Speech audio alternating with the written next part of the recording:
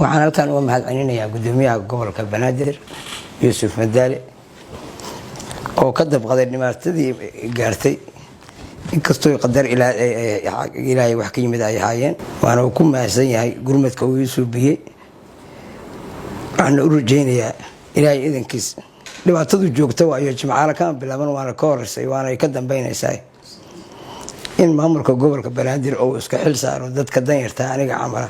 ama kuwa iga siiba nolol liito meelaha noocaas ku jira inay il gaar ku hayaan sidaas awgeed waxaan ugu mahadcelinayaa gurmadka ii sameeyeen gudoomiyaha iyo degmada ilaa maalintii waxa ugu dhaceen ilaa hadda aan joogno ay daba taagnaayeen iyo taliyay saldhiga waan u mahadnaqayaa ilaahay mahadiis ka mahadcelinayaa gacanta ay ka geysteen ayaga way la yartahay laakiin aniga waa ilo weyntahay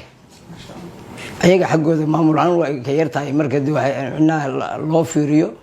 miisaanka dawladda ama heer gobol marka loo fiiriyo waa la yartahay ayaga laakiin aniga agteedu way ka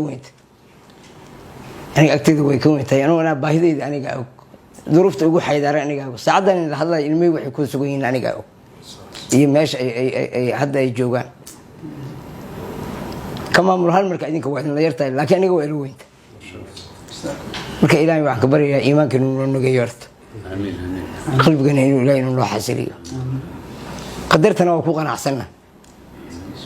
marka waa ka qabaa maamulka gobolka Banaadir iyo gudoomiyaha degmada iyo taliyada saldhigu ilaa habeenkii dhibka ugu dhacay ilaa abtino arinteedii daba taagnay kulliga u mahadcelinayaa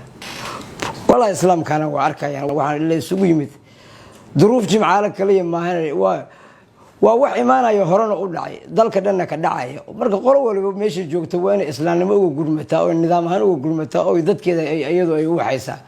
oo tusaale ka qaataan baaqan gudoomiyaha gobolka oo baxshay dhibku macnaha gobolkan Banaadir kuma ka umada Soomaaliyeed waa in wax lagala baxaa hadii la yiraahdo noodan reer Bataraan kulay baaqaga waa gaarsiinayna ilaahay idinkiis